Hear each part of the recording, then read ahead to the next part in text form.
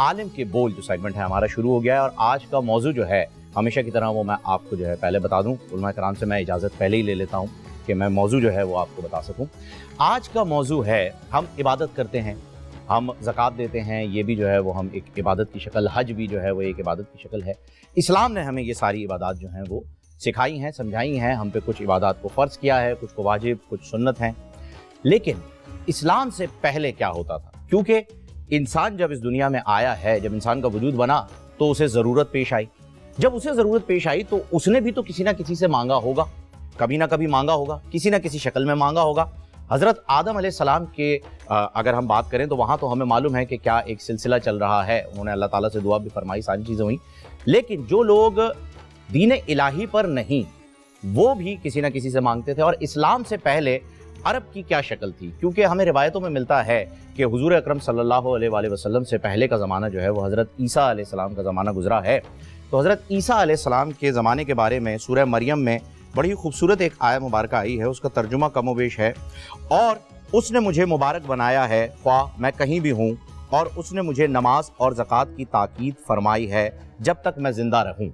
हज़रत ईसा अलैहिस्सलाम को नमाज और ज़कात की भी ताकीद फरमाई, यानी कि इस्लाम आने से पहले नमाज का भी तसव्वुर है, ज़कात का भी है, और हज की भी एक शक्ल वहाँ पर मौजूद थी जो कि दीन इब्राहिमी से ली गई थी। आज हम इसी पर जो है वो गुफ्तगू अपनी रखेंगे। और इस्लाम में जो इबादत हैं वो तो हमें मालूम ही है, लेकिन इस्लाम ने आकर उन शिरकिया इबादत को कैसे ख़त्म किया और किस तरह से जो है वो हम इस नई शक्ल में जो है वो दाखिल हुए हैं, इस पर हम गुफ्तगू करेंगे। हमारे साथ माशाल्लाह से हमेशा की तरह मौजूद हैं इमरान बशीर भाई मौजूद हैं, आगा मिनाज भाई मौजूद हैं, असद भाई मौजूद हैं, और अलामा साहब मेरे बुजुर्ग हैं इसलिए मैं उन्हें भाई नहीं कहता हूँ, अलामा अमीन शहीदी साहब भी हमारे साथ मौजूद हैं, आप सबको खुशामदीद कहते हैं।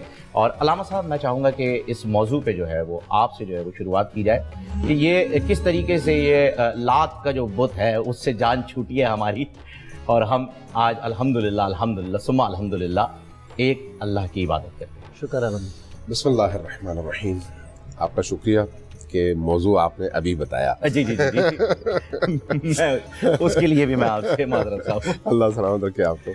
बहरहाल आपका प्रोग्राम अल्हम्दुलिल्लाह बहुत अच्छा जा रहा है। बहुत शुक्रिया। और अभी बता दिए बात चैनल पे, तो जब प्रोग्राम खत्म हुआ था फिर पता रहता है मौजू क्या था।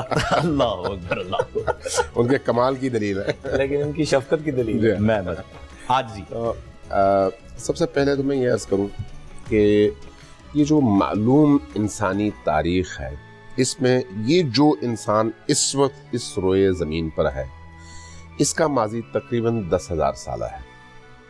लेकिन इससे पहले भी इंसान आते रहे, यानी ऐसा नहीं है कि ये पहला इंसान हो इस दुनिया में। इससे पहले भी इंसान आते रहे, ख़त्म होते रहे, और नई नस्ल आती रही। हज़रत आदम की ये जो औलाद है, ये मासर जो इंसान है, इस इंसान की मैं बात करूं तो इसकी तकरीबन तारीख़ जो है 10,000 साल है। इस 10,000 साल तारीख़ में जो इंसान अल्लाह ने खल्क किया है, उसको सिर्फ इस्लाम की निगाह से नहीं, मिन्है से इंसान देखने की ज़रूरत है। मिन्है से इंसान जब आप देखते हैं तो इंसान के अंदर अल्लाह तबारक व तआला ने उबूदियत और बंदगी का उनसर, उसके वजूद का एक लायनफक, जुदा नापजीर, जुदा न होने वाला हिस्सा बनाकर रखा हुआ है। लिहाजा अगर कोई नबी आकर उसको समझाए या न समझाए, वो लाशऊरी तौर पर फितरी हवाले से किसी ऐसी हस्ती की उबूदियत और बंदगी पर अपने आप को मजबूर पाता है जिसको अपने आप से ज़्यादा ताकतवर देखता है। इसलिए आप इस्लाम से हटकर देखें तो बाकी तमाम अदियान में तअब्बुद का, उबूदियत का, बंदगी का तसव्वुर है। चूँकि शनाख्त में गलती करते हैं कि असल माबूद कौन है और नकली माबूद कौन है, इसलिए असल माबूद को छोड़कर अपने बनाए हुए माबूदों के पीछे जाते हैं और वहाँ पर उनके सामने अपनी पेशानी ज़मीन पर रखते हैं। तो क्यों रखते हैं? उनको बुतों ने आकर तो नहीं कहा कि ये करो, उनके अंदर की ये आवाज़ है, अंदर की ये तड़प है। उसी तरह से जिस तरह से एक प्यासे इंसान को प्यास लगती है, भूखे को भूख लगती है, उसी तरह से मिन्है से इंसान, उबूदियत और बंदगी इंसान के वजूद का हिस्सा है। अब अनबिया जब आते हैं तो ये इंसान को उस हाथ के बनाए हुए या अपनी सोच के तराशे हुए माबूद से हटाते हैं और उस हकीम, اور لا شریک معبود کی طرف متوجہ کرتے ہیں، جس کے لیے ان کو علم اور ان کو تہذیب نفس اور معرفت دینے کے لیے انبیاء تشریف لاتے ہیں، اور کتابائے الہی بھی اسی کا نتیجہ ہے۔ اب یہ جو عبادت ہے جس کی انسان کے اندر طلب ہے، خود اس عبادت کے دو پہلو ہیں۔ ایک ہے انسان اپنے اندر سے خشوع عاجزی محسوس کرے اور اس کا اظہار کرے اس معبود کے سامنے جس کو وہ اپنی نگاہ میں معبود سمجھتا ہے۔ اب اسلام اور کفر کی بات نہیں ہو رہی اس وقت، من حیث انسان بات ہو رہی ہے۔ دوسرا اس کا پہلو جو ہے وہ ہے مالی، کہ اگر آپ دیگر ادیان میں بھی دیکھیں اور ماضی کے ادیان میں بھی دیکھیں، ماضی کے حتیٰ بت پرستوں میں بھی دیکھیں، تو بعض اوقات اور بعض زمانوں میں تو ایسا تھا کہ اپنے بچوں کو بھی اپنے بنائے ہوئے معبودوں کے قدموں پر وہ قربان کر دیتے تھے۔ بالکل جی، بالکل بالکل۔ کیوں؟ عبودیت کا یہ ایک اظہار کا ذریعہ تھا، یعنی جہاں پر انسان اپنی قربانی دیتا ہے، اپنے دل کی، اپنی خواہشات کی، اور اپنے آپ کو اس معبود کے سامنے جھکاتا ہے، وہیں پر مال اور جان کی بھی قربانی دیتا ہے۔ یہ بھی اس کی فطرت کے اندر موجود ہے، اس لیے اس نے یہ رستہ اختیار کیا ہے۔ اللہ نے جب انبیاء کو بھیجا تو ان انبیاء نے عقل کی اس عظیم دولت سے اس انسان کو نواز کر دلیل کے ساتھ اس کو ہاتھ کے اور سوچ کے بنائے ہوئے بتوں اور خداؤں سے پلٹایا اور وحدہ لا شریک کی طرف متوجہ کیا۔ اس لیے جب انبیاء آتے ہیں تو ان دونوں پہلوؤں سے انسان کو عبودیت اور بندگی کے طور و طریقے بتاتے ہیں۔ جس آیت کی بھی آپ نے تلاوت کی، حضرت عیسیٰ علیہ السلام جب تشریف لائے تو ظاہر ہے ان کی والدہ گرامی کو لوگوں نے ترچھی آنکھوں سے دیکھنا شروع کر دیا۔ نتیجتاً آپ نے آتے ہی کیا کہا؟ انی عبداللہ، میں اللہ کا عبد ہوں۔ یہ پہلا جملہ ہے جو قرآن ذکر کرتا ہے۔ وہ بچہ جو ابھی شکم مادر سے اس زمین پر آیا ہے، وہ کہتا ہے انی عبداللہ۔ اپنا تعارف کس انداز میں پیش کرتے ہیں؟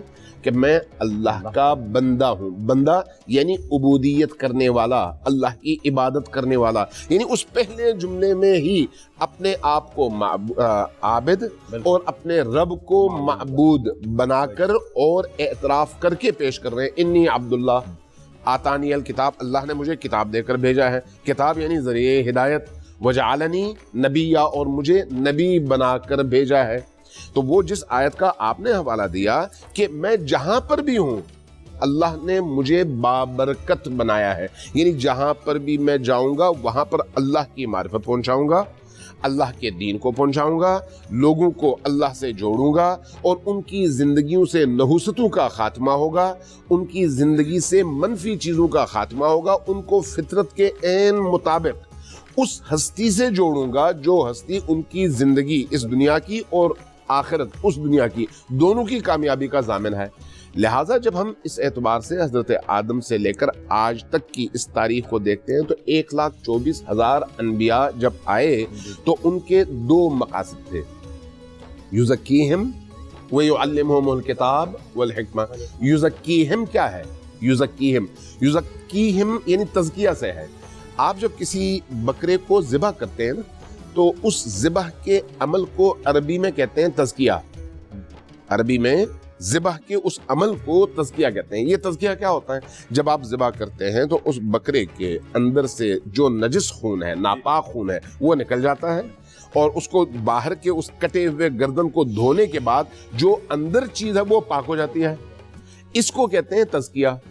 انبیاء آتے ہیں انسانوں کے تزکیے کے لیے، تو یہ کیسا تزکیہ ہے؟ یہ چھرے سے اور تلوار سے نہیں ہے، بلکہ کلام اللہ کے ذریعے سے انسان کے اندر کی بت پرستانہ نجاستوں کو پاک کر کے توحید کی نورانیت سے اس کے اندر کے وجود کو منور کرنا، یہ ہے اس کا تزکیہ۔ اور جیسے جیسے انسان اس تزکیے کے مرحلے میں آگے بڑھتا چلا جاتا ہے اس کے مقام میں اضافہ ہوتا چلا جاتا ہے۔ اس لیے انسانوں میں بھی فرق ہے درجات کے اعتبار سے، حتیٰ انبیاء میں بھی فرق ہے درجات کے اعتبار سے۔ تمام انبیاء برابر نہیں ہیں، ہر نبی کا اپنا درجہ ہے، بعض کو بعض پر اللہ نے فضیلت دی ہے۔ 7 آسمانوں والی ہمارے پاس آتی ہے تو ہر آسمان پر ہر لیول پر جو ہے وہ ایک الگ الگ نبی جو ہے وہ وہاں پر موجود بالکل، تھے۔ یعنی کہنے کا مطلب یہ ہے کہ جس طرح سے عام انسانوں میں درجہ بندی ہے، انبیاء میں بھی درجہ بندی ہے، اللہ کی تمام مخلوقات میں درجہ بندی ہے، کوئی کسی پر فائق اور کسی سے برتر ہے۔ اس اعتبار سے اس کی بنیاد کیا ہے؟ انسان کا تزکیہ، انسان کے اندر کی دنیا کا زیادہ سے زیادہ نورانی ہونا۔ جو اندر سے جتنا زیادہ بڑا ہوگا، تزکیہ شدہ ہوگا اور نورانی ہو چکا ہوگا، وہ اتنا بڑا کہلائے گا۔ رسول کریم صلی اللہ علیہ وآلہ وسلم اس لیے ان تمام صفات کے حوالے سے اس مقام پر تھے کہ جس مقام سے اوپر کوئی اور مقام ہے نہیں۔ امام الانبیاء۔ یہی وجہ ہے کہ مولانا رومی نے کہا کہ نام احمد نام جملے انبیاست، چون کے صد آمد نود ہم پیش ماست۔ جب ہم کہتے ہیں یا محمد، جب ہم کہتے ہیں یا احمد صلی اللہ علیہ وآلہ وسلم، تو گویا ہم نے 1,24,000 انبیاء کا نام لیا ہے، وہ یہ کہتے ہیں، اور یہ احادیث میں بھی ہے۔ کیوں؟ اس لیے کہ جب آپ کہتے ہیں 100 تو اس میں 1 بھی ہے، 2 بھی ہے، 10 بھی ہے، 80 بھی ہے، 99 بھی ہے، یعنی 100 سے پچھلے سارے اعداد اس 100 کے اندر موجود ہیں۔ جب آپ کہتے ہیں احمد، تو گزشتہ تمام انبیاء کی تمام خصوصیات اس ہستی میں موجود ہیں، اور ان خصوصیات کے علاوہ بھی کچھ ایسی خصوصیات ہیں جو باقیوں میں نہیں ہیں۔ تو یہ کس کا نتیجہ ہے؟ اللہ تبارک و تعالیٰ کے اس انتخاب کا اور اس تزکیے کا اور اس مقام کا۔ تو ہمیں اس لیے نبی کریم کی پیروی اور ان کو اسوہ بنانے کا حکم دیا گیا ہے کہ ہم اس طرح سے اپنے درجات بڑھاتے چلے جائیں۔ اب اس میں جو 2 پہلو تھے، ایک عبودیت یعنی سجدہ کرنا اللہ کی بارگاہ میں، اور دوسرا مالی یا جانی حوالے سے اللہ تبارک و تعالیٰ نے اس کا رستہ بتایا کہ بھئی یہ جہاد ہی ہو سکتا ہے، جہاد کے علاوہ اپنے آپ کو آپ ہلاکت میں نہیں ڈال سکتے۔ گناہ، ٹھیک ہے، گناہ گناہ عظیم ہے، گناہ عظیم، یعنی آپ کو اپنی جان کی حفاظت کا ذمہ دار بنایا گیا ہے، حفاظت کا ذمہ دار۔ جان لینے کا اختیار آپ کو نہیں دیا گیا، امانتاً آپ کے پاس ہے، آپ کے پاس امانت چیز ہی نہیں ہے، یہ اللہ تعالیٰ نے آپ کو دی ہے، آپ کے پر رکھوائی ہے، اس کا حق ہے، جب اس کی مرضی لے لے۔ بالکل۔ اب جہاں تک مال کا تعلق ہے، مال میں کہا گیا ہے کہ یہ جو تم زکوٰۃ دیتے ہو، یا اہل البیت کے یہاں خمس کا تصور بھی قرآن ہی کا ہے نا۔ اب یہ دیکھیے، زکوٰۃ اور خمس میں جو مقدار کہا گیا ہے کہ یہ وہ مقدار ہے جو آپ کی ملکیت نہیں ہے، اس لیے آپ سے کہا جاتا ہے کہ زکوٰۃ جب دو گے تو یہ تمہاری ملکیت نہیں ہے، یہ خدا کی ملکیت ہے۔ تم نے اگر نہیں دیا تو تم نے خدا کی ملکیت کو غصب کیا ہے۔ خمس بھی اسی طرح سے ہے، اگر تم نے نہیں دیا تو خدا و رسول کے اس حق کو تم نے غصب کیا ہے۔ تم یہ سمجھ لو کہ یہ چیز تمہاری نہیں ہے، تمہیں اللہ نے جو چیزیں دی ہیں اس میں سے اتنے % جو بھی اس کا نصاب ہے، اس نصاب کے مطابق یہ جب تک نہیں نکالو گے اس وقت تک تمہارا مال پاک نہیں ہے، اور بقایا مال پھر وہ آپ کا جو ہے وہ حلال بھی نہیں رہے گا اگر آپ نے اس پہ زکوٰۃ نہیں بالکل نکالی۔ پاک نہیں ہوگا، حلال نہیں ہوگا، وہ آپ کے تصرف میں تب آئے گا جب آپ اللہ کا حق نکالو گے، اور جو اللہ کا حق آپ نکالو گے اس میں آپ کا کوئی احسان نہیں ہے، کچھ بھی نہیں۔ سوچنے والی بات ہے نا، آپ کا احسان نہیں ہے، آپ کا احسان تب ہے، یعنی آپ کا حسن عمل تب ہے جب آپ اپنے مال میں سے نکالو، جس کو آپ انفاق کہتے ہیں۔ ٹھیک ہے، انفاق اس لیے زکوٰۃ کے بعد ہے، زکوٰۃ آپ کے فرائض میں سے ہے، انفاق آپ کی طرف سے مورور ہے، یعنی آپ اپنی طرف سے کچھ کر رہے ہیں۔ جو زکوٰۃ ہے وہ تو آپ نے ہر صورت میں دینا ہے۔ لہٰذا عبادات کے یہ جو 2 پہلو ہیں، ایک اپنے معبود کے سامنے اپنی پوری ہستی کے ساتھ سر سجود ہونا، اور دوسرا اپنے مال میں سے نکالنا، یہ انسان کی فطرت میں ہے، دین نے آ کر اس کو شکل دی ہے۔ اگر دین نہ آتا تب بھی باقی وہ تمام مکاتب جو بت پرستی کی بنیاد پر قائم ہوئے ان کے اندر بھی یہ چیزیں موجود تھیں، موجود تھیں، دونوں چیزیں موجود تھیں، دونوں حوالوں سے موجود تھیں، مالی حوالے سے بھی اور جانی حوالے سے بھی۔ دین کو مکمل کرنے کے لیے حضور اکرم صلی اللہ علیہ وسلم کو بھیجا گیا اس دنیا میں۔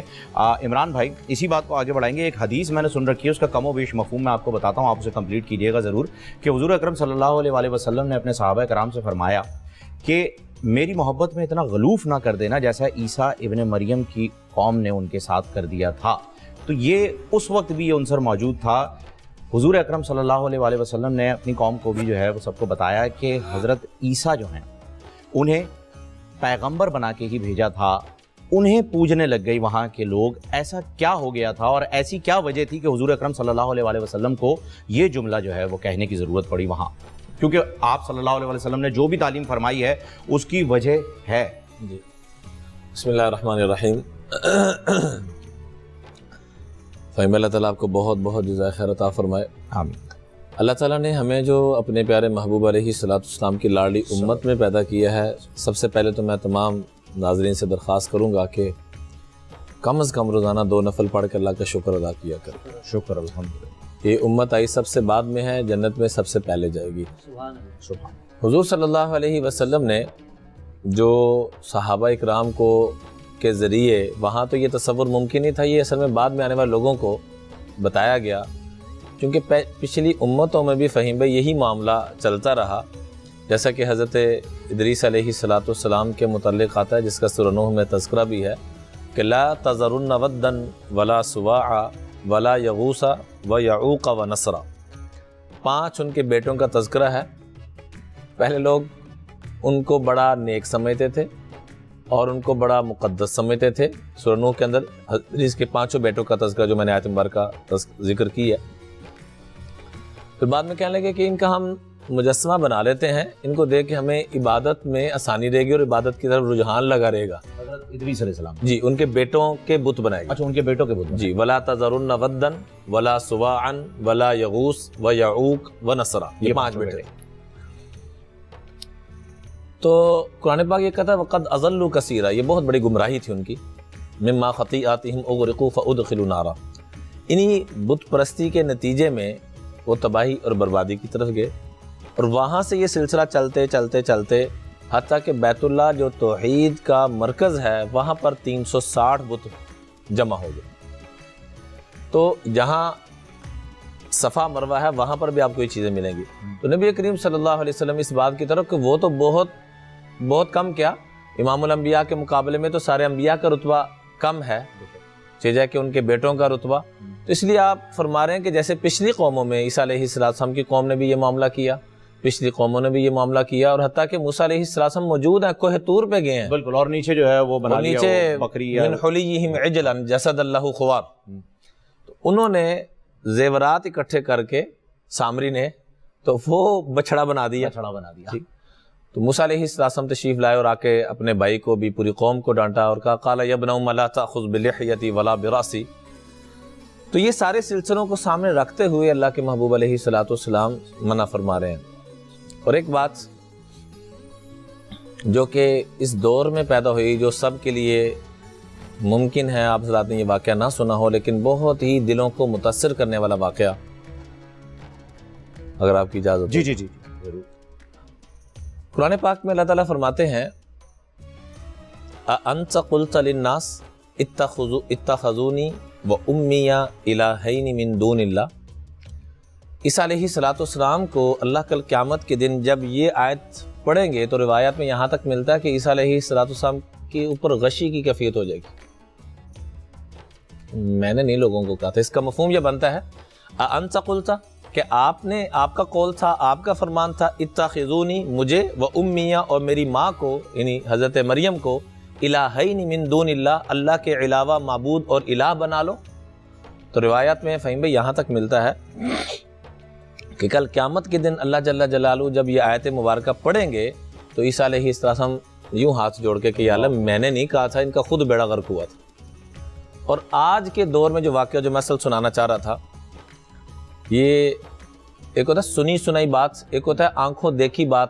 میرے بہت قریبی دوست وہ اس وقت گرجے میں موجود تھے. گرجوں کے اندر آپ نے دیکھا ہوگا یورپ کے اندر اسپیشلی عیسیٰ علیہ السلام کی تصویر لگی ہوئی ہے.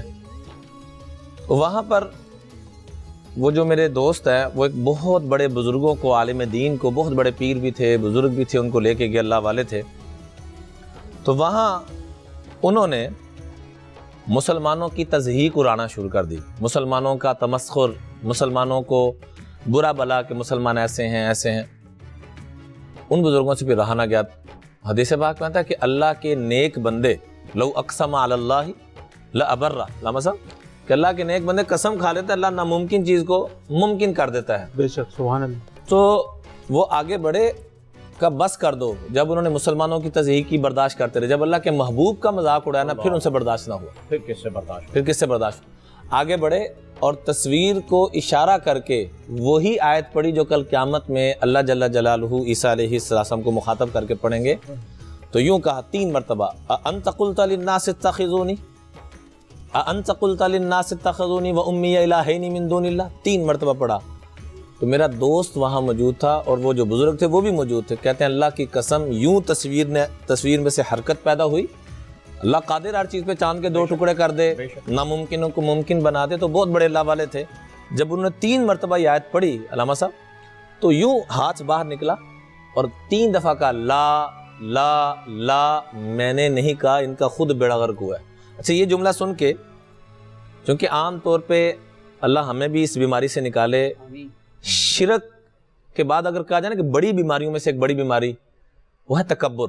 اور تکبر کیا ہے کہ آپ ایک حق بات پیش کر رہے ہیں, میں ڈٹا ہوں کہ نہیں میں تو بڑا پڑھا لکھا ہوں, فہیم بھائی کو کیا پتا ہو, یا یعنی یہ اڑ جانا کسی بھی شیپ میں علمی بھی ہو سکتا ہے, دولت کے حساب سے, اولاد کے حساب سے بھی, کسی بھی شیپ میں تکبر آ سکتا ہے. یہ انسان کو تباہ کر دیتا ہے. بے شک. اب وہ یہ سن کے بھی کہ انہوں نے انکار کر دیا, ہم کن چکروں میں پڑے ہوئے ہیں, بجائے بات کو ماننے کے انہوں نے دوڑ لگائی کہ ہم یہاں سے باہر نکلتے ہیں, تو کام گڑبڑ ہو گیا.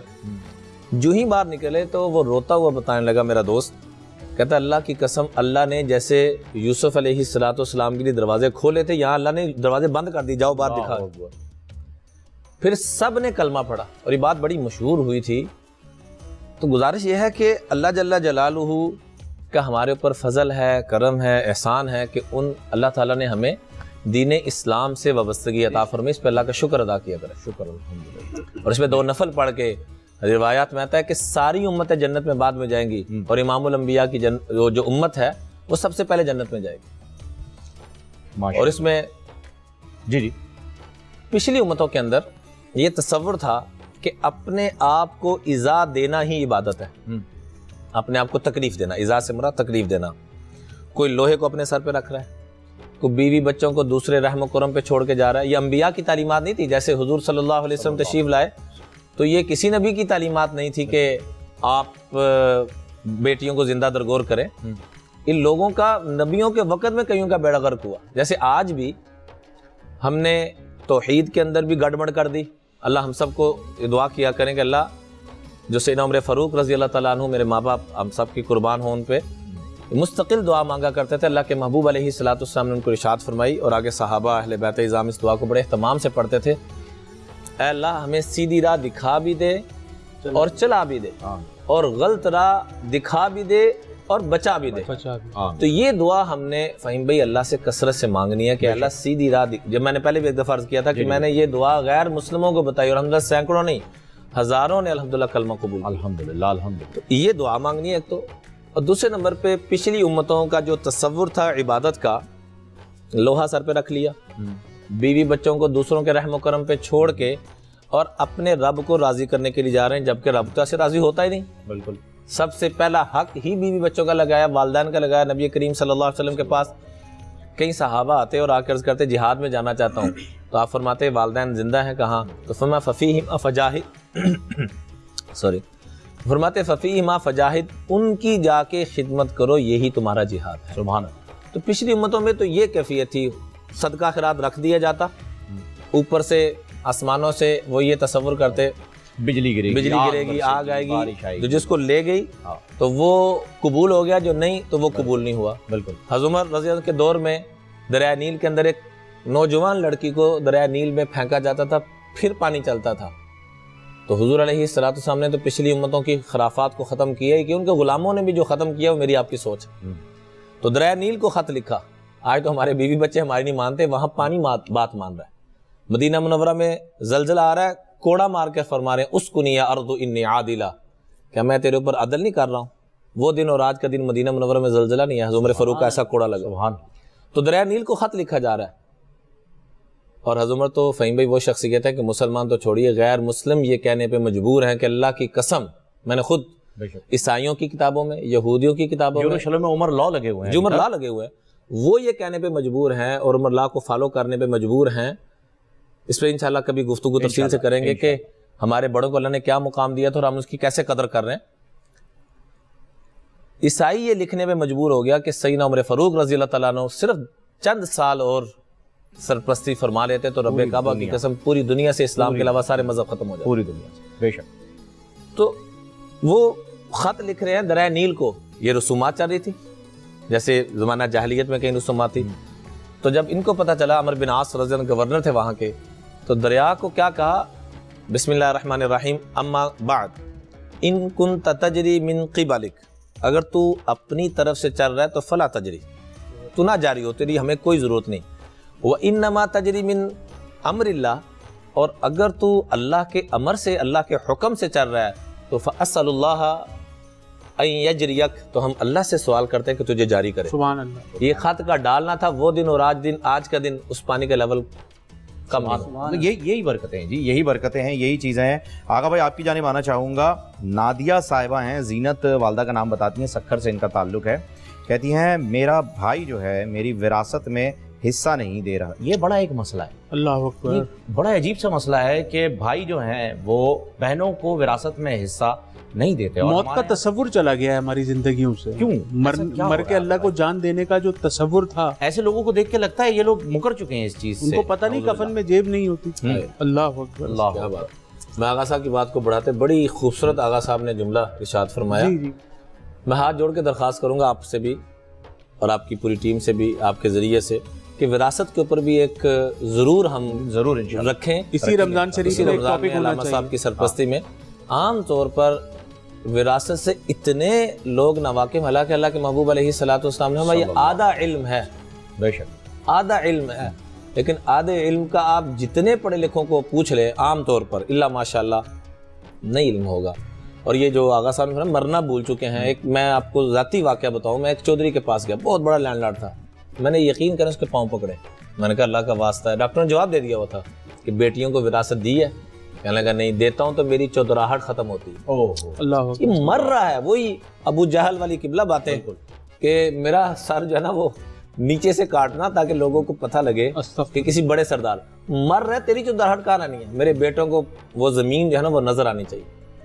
اس کے اوپر اس کی اہمیت کے اوپر جی کل کرتے ہیں انشاءاللہ. علامہ صاحب جی کل انشاءاللہ کل کی سحری میں یہی وراثت پہ ہی ہم ڈسکس کریں گے. خدا کا واسطہ اپنی بہنوں کو حصہ دے دیں. وہ سارے بھائی، وہ والدین جو اچانک اگر یہ موت کا فرشتہ ہمیں لینے کے لیے آ گیا نا تو موقع نہیں ملتا، کلمہ پڑھنے کا موقع نہیں ملتا نا، ایک سلام پھیرو تو دوسرے کا موقع نہیں ملتا. بہرحال یہ آپ 5 وقتہ نماز کی پابندی کریں اور عشاء کی نماز کے بعد یا عزیزو یا مغنیو یا عزیزو یا مغنیو 111 مرتبہ پڑھیں اور ساتھ پہ 3 مرتبہ سورہ مزمل پڑھیں. اللہ تعالیٰ سے دعا مانگیں.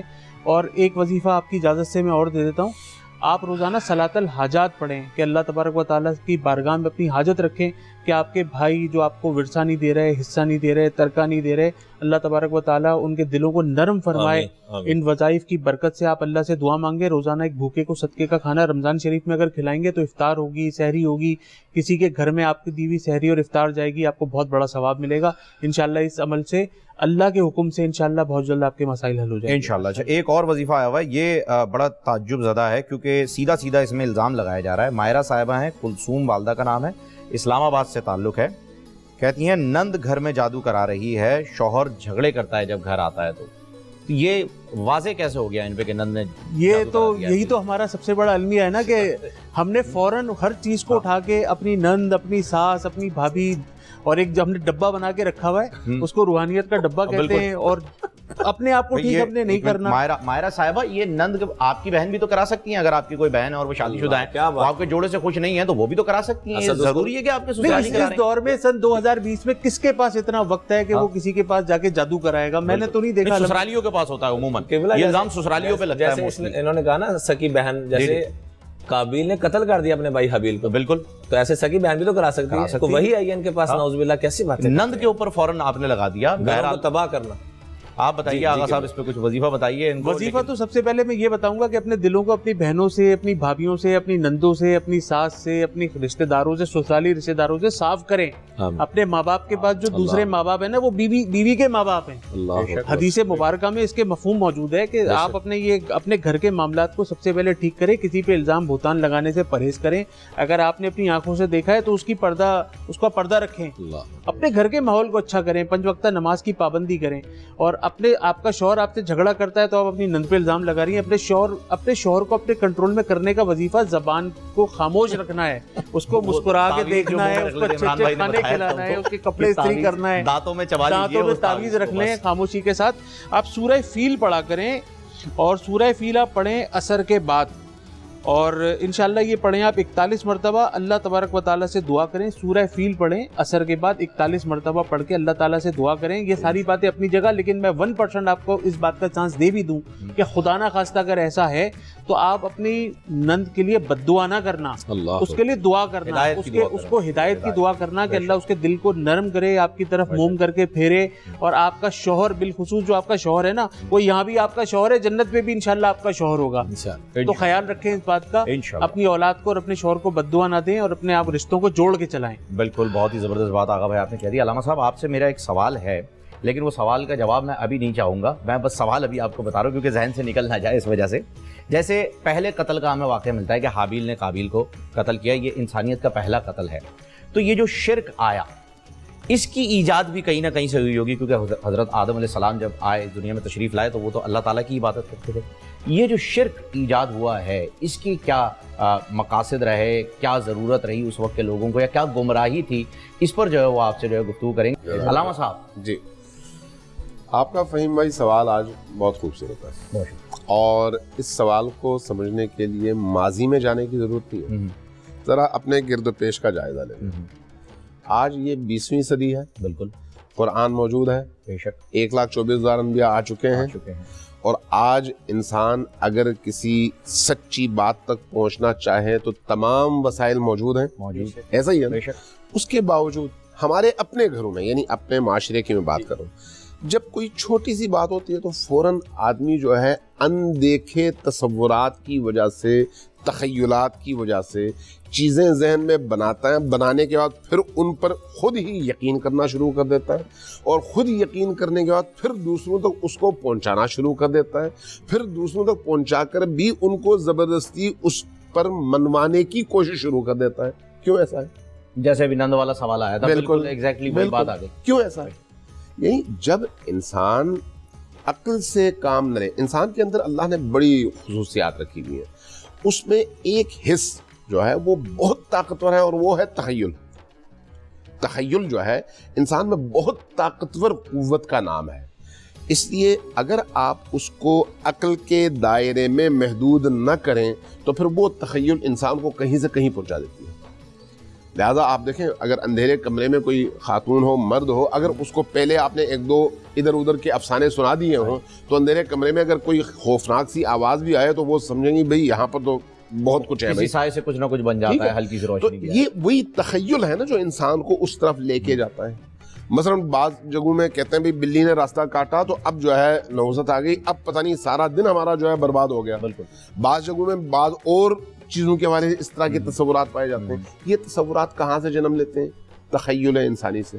اور تخیل انسانی سے کیوں جنم لیتے ہیں؟ جہاں پر علم نہ ہو وہاں پر یہ تخیل جو ہے انسان کو اس طرف لے کے جاتا ہے. اس لیے یہ جہالت کا مجموعہ ہے. جب آپ اس اعتبار سے آج کے دور کے انسانوں کو ان چیزوں میں مبتلا دیکھتے ہیں تو پھر ذرا ماضی میں جائیں, جب نہ یہ علم تھا, نہ انبیاء تھے, نہ آسمانی کتابوں کا پیغام انسانوں تک پہنچا تھا, نہ معرفت کا یہ لیول تھا, نہ یہ سارے اسباب تھے. اس وقت کیا ہوتا ہوگا جب انسان کے علم اور مشاہدے کا جو دائرہ ہے وہ بھی انتہائی محدود تھا. تو یقیناً وہ اپنے ہی بنائے ہوئے تصورات کو آہستہ آہستہ زمانے کے گزرنے کے ساتھ ساتھ حقیقت سمجھ کر اس کے سامنے جو ہے جھک جاتا تھا. اور طاقتور چیز کو معبود سمجھنا, سورج کو, جانور کو, شیر کو, ہر طاقتور چیز کو معبود سمجھنا تو خیر سمجھ آتا ہے نا, چونکہ وہ اس سے طاقتور ہے. لیکن انسان اپنے تخیل کو, جس کا کوئی خارج میں وجود ہے ہی نہیں, جس کا خارج میں ذہن سے باہر وجود ہے ہی نہیں, اس کو انسان اپنے لیے بہت کچھ بنا لیتا تھا. تو اس کا مطلب یہ ہے کہ جہالت, انبیاء آئے اسی جہالت کا مقابلہ کرنے کے لیے. شرک کیا ہے؟ اس لا شریک معبود کی قدرت میں کسی مخلوق کو شریک کرنا, چاہے وہ مخلوق میرے ذہن کی مخلوق ہو یا جو ہے اللہ کی مخلوق ہو.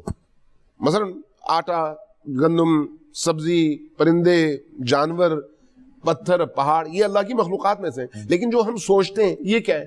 جو ہمارے ذہن میں تخیلات آتے ہیں یہ کیا ہے؟ یہ ہمارے ذہن کی تخلیق ہے نا، ہمارے ذہن نے وہ چیزیں بنائی ہیں، اور یہی قوت وہم اس کو کہتے ہیں، قوت خیال، قوت وہم، یہ انسان کو کہیں سے کہیں پہنچا دیتا ہے۔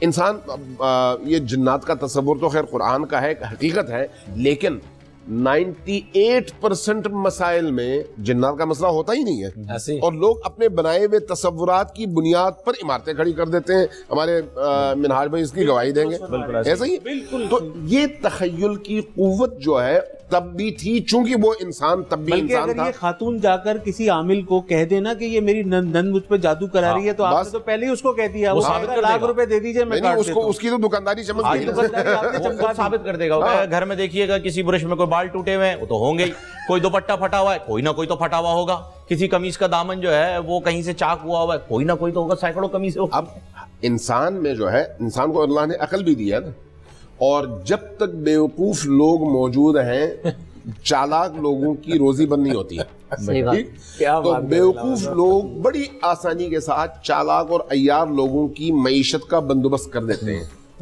تو جب معاشرے کے اندر کوئی ایک اس طرح کا تیز ترار، ذہین، فتین اور عیار بندہ پیدا ہو جائے، لاکھوں کو اپنا غلام بنا دیتا ہے۔ وہ ایک بت بنا دے گا، سارے لوگ اس کے سامنے جھکنا شروع ہو جائیں گے، پیچھے آواز اسی کی ہوگی، لیکن لوگ کہیں گے ہاں بھائی یہ جو ہے کوئی بہت بڑا معجزہ ہے اور یہی ہمارا معبود بھی ہے۔ سامری نے کیا کیا تھا؟ یہ تو کیا تھا۔ اس سے پہلے کے ادیان میں اگر آپ دیکھیں کہ بت پرستی کے مقابلے کے لیے جب انبیاء آئے نا، تو اس زمانے کے انہی بت خانوں کے جو سربراہان تھے وہی سب سے پہلے کھڑے ہو جاتے تھے۔ کیوں؟ اس لیے کہ ان کی ساری زندگی، معیشت، ان کا دبدبہ، ان کی حکومت، ان کا اقتدار، ان کی قدرت کا دار و مدار اس بت کے باقی رہنے میں اور لوگوں کے بیوقوف رہنے میں تھا۔ صحیح۔ تو یہی لوگوں کی جہالت اور بیوقوفی ان لوگوں کے ذریعے معاش میں سب سے بنیادی کردار ادا کرتے ہیں، اور ایسے ہی لوگ پھر بت بناتے بھی ہیں، تخیل کا وہ بت تراشتے بھی ہیں اور لوگوں کو اس کا معبود بناتے بھی ہیں۔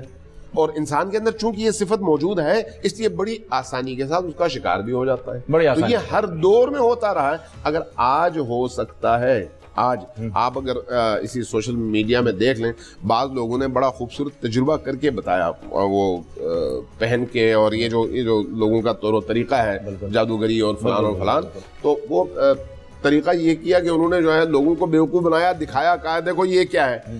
کیمرے والے نے جب اس سے پوچھا بھئی یہ تم کر کیا رہے ہو، کہا ثابت کرنا چاہ رہا ہوں کہ لوگ کتنے بیوقوف ہیں۔ بالکل، اور حقیقت یہی ہے، حقیقت یہ کتابیں بھری پڑی ہیں لوگوں کو بیوقوف بنانے کے نسخوں پر، بالکل بھری پڑی کتابیں بھری پڑی ہیں۔ اگر کوئی ایک بندہ، میں معذرت کے ساتھ کہتا ہوں کہ اس میں مرد بھی بہت زیادہ ہیں لیکن خواتین کی تعداد بہت زیادہ ہے مردوں کی نسبت، اور وہی خواتین جب گھر میں مرد آتا ہے تو آنے کے بعد واپس مرد کے گھر سے نکلنے تک بار بار اس کے کان میں یہی پھونکتی رہے تو پھر وہ مرد بھی بیچارہ جو ہے پاگل ہو جاتا ہے، وہ بھی اسی رستے میں چل پڑتا ہے، اسی رستے میں چل پڑتا ہے۔ جب آج ہماری آنکھوں کے سامنے یہ سب کچھ ہو رہا ہے تو پھر ماضی کے بارے میں آپ کو پریشانی نہیں ہونی چاہیے، جب نہ کوئی ٹیکنالوجی تھی نہ کچھ تھا۔ ناظرین، کرن ناز جو ہماری کو اینکر ہیں، انہوں نے بھی ہمیں ماشاءاللہ سے کو ہوسٹ نے جو ہے جوائن کر لیا ہے۔ آج آپ تھوڑا سا جو ہے وہ میرے خیال میں میٹنگ کی وجہ سے دیری ہو گئی، کچھ طبیعت کی ناسازی، چلے اللہ پاک جو ہے وہ صحت دے۔ سب لوگ میرے لیے دعا کریں، سب دعا کروائیں گے، ابھی آپ کے لیے دعا کرواتے ہیں۔ آغا بھائی کون ہے بھائی یہ لوگ؟ آغا بھائی دیکھیں کوئی کچھ کسی نے کوئی عمل تو نہیں کر دیا، کوئی بندش تو نہیں، وہ تو آپ دیکھ لیجئے گا، لیکن یہ جو علامہ صاحب نے جن کی طرف اشارہ کیا ہے، کبھی ایسے لوگوں سے آپ کا واسطہ ہوا؟ کیونکہ آپ کے پاس ماشاءاللہ سے بہت سارے سوالات آتے ہیں۔ ان کی نند نے نہ کر دیا ہو۔ بس میں کیا کمنٹ کروں اس بات کے اوپر؟ علامہ صاحب نے ماشاءاللہ بڑی اچھی روشنی ڈالی ہے۔ کچھ فساد برپا کرنا چاہ رہے ہیں؟ آپ سے پہلے سوال ہی ہے، نہیں، اس سے پہلے سوال ہی آ گیا تھا وظیفے کا، میں اگلا سوال کر دیتا ہوں۔ نہیں، مجھے لگ رہا ہے کہ میرے گھر پہ فساد برپا کرنا چاہ رہے ہیں۔ آپ فساد ختم کرنا چاہ رہے ہیں۔ نند کو بناؤ بھائی، بہت پیاری نند ہے میری ماشاءاللہ۔ یہ اصل میں ایک سوال ایسا آ گیا جس پہ یہ گفتگو چل رہی تھی آپ کی غیر موجودگی میں۔ ویسے آپ نے جو جملہ کہا اسی سے پتہ چلتا ہے کہ آپ بہت اچھی ہیں ماشاءاللہ، الحمدللہ ماشاءاللہ، کہ آپ نے گھر میں محبت والی فضا قائم کی خود اندر سے اچھا ہوتا ہے وہ دوسروں کو ہمیشہ اچھائی کے اس آئینے میں دے۔ بالکل جی، بالکل بے شک، یہ اس کے اندر کی آواز ہے۔ اچھا جی، یہ ایک سوال آغا بھائی سے لے لیتے ہیں پہلے۔ عشرت اور والدہ کا نام ہے گلزار، इशरत साहिबा हैं। अच्छा मैं यही सोच रहा था कि साहब हैं साहिबा हैं, मेरी समझ में नहीं आ रहा, मस्कत से सवाल आया। ये दोनों नाम ऐसे ही हैं जो यूनिवर्सल होते हैं। हाँ ये ऐसे ही, तो मैं यही समझ रहा था, इशरतुल इबाद साहब याद आ गए थे मुझे, लेकिन ये इशरत बाजी आ गई। शौहर दूसरी शादी करना चाहता है, इसे रोक दें, कैसे रोकें? शौहर दूसरी शादी करना चाह रहा है, इसे कैसे रोकें? आज तो इस मैं तरह के इमरान भाई सवाल से आने, पूछूंगा। ये तो मतलब शौहर अगर दूसरी शादी करना चाह रहा है तो उसे करने दें, और अगर आपको उसने नाखुश रखा है, माशाल्लाह। अगर आप खुश नहीं है उसके साथ, उसने आपको, आप एक मिनट चुप करें, हमारी बहन बड़ा अच्छा जवाब दे रही है। नहीं, ऑन अ क्योंकि सीरियस इनकी नोट तरफ से अल्लाह मैसेज रब्बुल जाना, इज्जत, मैं ये कहती हूँ दूसरी शादी के हवाले से कि जब अल्लाह रब्बुल इज्जत ने मर्द को दूसरी शादी का हुक्म दिया है तो मेरी क्या औकात और क्या हैसियत कि मैं अपने शौहर को रोक सकूं? ये होता है अल्लाह की तो ये तो अल्लाह ने उसको इजाज़त दी हुई है। हाँ, अब मुझसे फिर बहुत सारे लोग मेरे साथ इस बात पर रखते हैं ज़रा इख्तिलाफ कि आप इजाज़त दे रही हैं, भाई उसका और अल्लाह का मामला है कि फिर वो दोनों बीवियों में, 3 बीवियों में और 4 बीवियों में इंसाफ कैसे करता है। लेकिन मेरी कोई हैसियत है नहीं कि मैं उसे रोक सकूं जब अल्लाह ने उसको इजाज़त दी है। हम ऐसा वजीफा तो यहाँ से बैठ के बिल्कुल नहीं देंगे जो शरीयत के अगेंस्ट जाता है। बेशक बेशक ऐसा वजीफा तो बेशक नहीं दे ही नहीं सकते, ना देंगे। उलमा की मौजूदगी में दोनों हमारे यहाँ पे माशाल्लाह बड़े सीनियर होस्ट तशरीफ फरमाए, रमज़ान ट्रांसमिशन है, अशराए मग़फ़िरत है। ये हो नहीं सकता कि असद अय्यूब भाई मुझे इतने मुस्कुरा के देखें और मैं उनके सामने ये जसारत करूं कि आपको ऐसा वजीफ़ा दे दूं कि जिसमें आप दूसरी शादी ना करें। हाँ, मैं ऐसा वजीफ़ा आपको दे सकता हूं कि आप अपने घर को जन्नत का नमूना बना लें। आप हर नमाज के बाद या वदूदो या कबीरो या वदूदो या कबीरो 111 मरतबा पढ़ें, और इशा के बाद 11 मरतबा सूरह कौसर, कुरान पाक की सबसे छोटी सूरा है सूरह कौसर, ये हाथ जोड़ के कह रहा हूँ, ये वजीफ़ा कर लें, अल्लाह से दुआ मांग लें, पानी पे दम कर लें, खुद भी पी लें, अपने शौहर को भी पिला दें, और उसके बावजूद भी वो दूसरी शादी करता है ना, उसे करने दें। किसी और के पास जाके उस पर जादू कराने की कोशिश नहीं करना, आपका घर खराब हो जाएगा, आपकी आखिरत भी खराब हो जाएगी। अपनी ज़िंदगी को नेचुरल वे में रखें, बहुत ईजी रखें। ये जो कोविड-19 है इसने पूरी दुनिया को प्लस से माइनस और माइनस से प्लस कर दिया है। हमारी आंखें अगर अभी भी ना खुली तो फिर कब खुलेंगी? क्योंकि हज़रत अली करमल्लाह वजहुल करीम का फरमाने आली शान है ना, इंसान तो सो रहा है, उस वक्त जागेगा जिस वक्त मौत आ रही है। यही जिस वक्त मौत आएगी इमरान भाई, इंसान जागेगा उस वक्त। और उसके बावजूद भी इस सोती हुई जो कौम है इस वक्त हमारी, ये क्या हरकतें कर रही है, किन चीज़ों में मुब्तला हो गई है? ये कि जो शिर्क जिसके बारे में मना कर दिया गया है उसको आज भी जो है वो अब एक तासुर दिया जाता है कि आप अल्लाह को छोड़ करके जो है अपने बॉस की चापलूसी में लगे हुए हैं कि वो कुछ तनख्वाह बढ़ा दे या वो कुछ काम कर दे या वो कोई ओहदा जो है वो बढ़ा दे। इस किस्म के जो तासुर दिए जाते हैं, क्या ये शिरकिया हरकत नहीं? क्या आपकी नीयत ये आ रही है कि करेगा तो बॉस करेगा, नमाज छोड़ दिया आपने उसके चक्कर में, रोज़ा छोड़ दिया कि बॉस का काम कर रहा है, रोज़ा नहीं रख सकता भाई, एक्टिव रहना है। बहुत अच्छा सवाल फ़हीम भाई आपने किया। एक कायदा कुलिया ज़हन में रखें असद भाई, ला ताअता लिमखलूक़िन फ़ी मासियतिल खालिक, खालिक के मुकाबले में किसी की इताअत नहीं, ना वालिदैन की, ना किसी पीर मुर्शिद की, ना किसी इंसान की। बेशक खालिक का जब हुक्म आ जाए तो फिर हमने नहीं, जैसे हमारी बहन को अल्लाह बहुत बहुत, देखें जिसके मुकद्दर में जो खुशी जो राहत लिखी हो अल्लाह ने वो देनी है, हम क्यों अपने ऊपर सवार करके। और वो मर्द भी बहुत गलत करते हैं जो बात बात के धमकी देते हैं कि मैं दूसरी शादी कर लूँगा। ये भी इसको उलमा ने सख्ती से गुनाह कबीरा में शामिल किया कि ये धमकियाँ देना गलत है। अल्लाह ने आपको तौफीक दी, आप करें। इस अमल को सहाबा इकराम ने जब किया, अहले बैत इज़ाम ने किया, ताबईन तबा ताबीन ने किया, औलिया ने किया, और आगे से ये जवाब देना कि हम पहले बकिया दीन पे अमल कर लें तो इस पे बाद में करेंगे। ऐसे ही कोई नमाज के ऊपर लेके आ जाए, फिर नमाज में बाद में आएंगे, पहले मैं ज़कात देने वाला बन जाऊँ, तो अपने हिसाब से अपने ज़हन से हम ना चलें। जितना काबू में आता है उसको तो काबू करते चले जाएं, पहली बात। दूसरी बात यह है कि बॉस की चापलूसी करना जिसको हम कहते हैं, देखिए अल्लाह ने इसको बड़ा बनाया है, उसका अदब एहतराम करने का हुक्म दिया गया है, अदब तो ज़रूर करना है। जिसको अल्लाह ने मुअज़्ज़ज़ बनाया है हम भी उसको इज़्ज़त दें, पहली बात। दूसरी बात यह है कि ये एतकाद ना रखें कि इसकी वजह से मेरा रिज़्क़ बढ़ेगा, क्योंकि रियाज़ुस सालिहीन के अंदर ये हदीस मौजूद है, वालम अन्नल उम्मत लव इज्तमअत अला अन यनफ़ऊका बिशै लम यनफ़ऊका इल्ला बिशैइन क़द कतबहु अल्लाहु लक। सारे दुनिया के इंसान मिलके तुम्हें एक ज़रा बराबर नफ़ा देना चाहें तो नफ़ा वही मिलना जो अल्लाह ने चाहा है। बेशक। वलव इज्तमअू अला अन यदुर्रुका बिशै, और सारे मिलके तुम्हें ज़रर देना चाहें, लम यज़ुर्रुका इल्ला बिशै क़द कतबहु अल्लाहु अलैक, ज़रर वही पहुंचेगा जो अल्लाह ने मुक़द्दर फरमाया। अन्नाफ़े अज़्ज़ार, ये कौन है? अल्लाह। अस्माए हुस्ना जब बार बार पढ़ते हैं, کاش کہ ہم اس کے ترجمے اور مفاہیم کو بھی سمجھ لیں تو معاملہ ویسے ہی حل ہو جائے, ہم ساری بیماریوں سے نکل آئیں. تو عزت کرنا ایک الگ چیز ہے, البتہ اعتماد نہیں کرنا چاہیے. اعتماد پہ مجھے شیر خدا حیدر کرار مولا علی رضی اللہ تعالیٰ کی بات ذہن میں آ گئی کہ دنیا میں 5 طرح کے لوگ زندگی گزار رہے ہیں. من اعتمد علی مالہ فقد قل. حضرت علی کا فرمان ایسے ہی ہے جیسے اللہ کے نبی کا فرمان, اور اللہ کے نبی کا فرمان ایسے ہی ہے جیسے اللہ کا فرمان. بے شک. تو اللہ نے ان ہستیوں کو چنا ہوا تھا, صحابہ اکرام جو خلفائے راشدین ہیں ان کا فرمان بھی ایسے ہی ہے. فرمایا من اعتمد علی مالہ فقد قل, جو مال کے بل بوتے پہ زندگی گزارے گا. میں بڑا مالدار ہوں, دیکھ لیں کدھر گئے ہیں سب مالداروں کے مال. جب گیا سکندر تو دونوں ہاتھ خالی تھے. وہ تو خالی تھے ہی فہیم بھائی. اب دیکھیں نا کرونا نے آگے کیا کر دیا, ارب پتی کھرب پتی رو رہے ہیں. ایسے ہی جب نہیں حالات ہوں گے تب بھی روئیں گے. آپ جس کندھے پہ ہاتھ رکھ کے دیکھیں, چاہے وہ, میں آپ کی دعاؤں سے جھونپڑیوں میں بھی جاتا ہوں اور جو ٹاپ 10 پاکستان ہے ان کے پاس بھی جاتا ہوں, باہر ممالک میں بھی جانا ہوتا ہے, میں نے آج تک جس کے کندھے پہ ہاتھ رکھا میں نے روتے ہوئے دیکھا ہے. ہاں اس کو ہنستے ہوئے دیکھا ہے, خوش دیکھا, جو اللہ پہ اعتماد کر کے. سبحان اللہ. جو اللہ, جس کو حضرت علی نے یوں فرمایا من اعتمد علی مالہ فقد قل, جو مال کے بلبوتے پہ زندگی گزارے گا اس کے مال سے برکتیں ختم. من اعتمد علی سلطانہ فقد ذل, جو اپنے سلطنت, اپنے تعلقات, میں بڑے تعلق والا ہوں, میں بڑے عہدے والا ہوں, جو اس کی بنیاد پہ زندگی گزارے گا, فرمایا اس کے تعلقات اور اس کی ڈگریاں اس کی ذلت کا سامان بنے گی. من اعتمد علی علمہ فقد ضل, جو علم کی بنیاد پہ چلے گا کہ میں بڑا جاننے والا ہوں, مجھے بڑا کچھ پتہ ہے, تو فرمایا یہ گمراہ ہو جائے گا. من اعتمد علی عقلہ فقد اختل, جو عقل کی بنیاد پہ چلے گا کہ میرے سے بڑا سمجھدار کون ہو سکتا ہے, تو فرمایا وہ سب سے بڑا بیوقوف بنے گا. اور 5واں بندہ کامیاب کون ہے, من اعتمد علی اللہ, جو اللہ پہ اعتماد, اللہ پہ بھروسہ, اللہ پہ یقین. ہم نے کسی کے, مشرکین مکہ بھی تو یہی کہتے تھے جب ان سے پوچھا جاتا تھا اجعل الآلہۃ الہا واحدا ان ھذا لشیء عجاب, کہ سارے الہوں کو چھوڑ کے ایک اللہ کو الہ مان لو, تو وہ کہتے تھے یہ عجیب شے ہماری سمجھ میں نہیں آتی.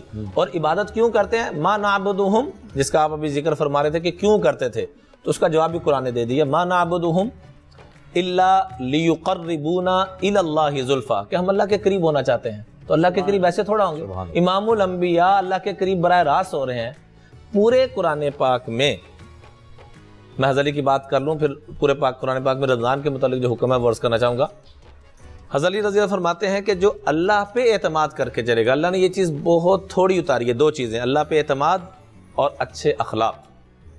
جو یہ مانگے گا اس کو ملیں گے. تو میں جو اللہ پہ اعتماد کر کے چلے گا, فلا قل ولا ظل ولا دل ولا اختل, اس کے مال میں برکتیں, تھوڑی ہوگا مال لیکن بہت برکتیں ہوں, اور اس کی علم میں برکتیں, اس کا علم پھیلے گا. جو شیر خدا کے نقش قدم پہ چلنا چاہتا ہے کہ اللہ ہمیں اس کا کوئی ذرا نصیب فرما دے, وہ کیا فرما رہے ہیں, اپنے علم پہ نہیں, اللہ کے اوپر, اللہ کے علم پہ اعتماد کرنا, تمہارے علم سے لوگوں کو فیض پہنچے گا. اور فلا قل ولا اختل, اللہ سب سے بڑا سمجھدار اس کو بنائیں گے اور کبھی بھی یہ گمراہ نہیں ہوگا. اب رہ گیا معاملہ کہ ہم دوسروں سے کیوں مانگتے ہیں.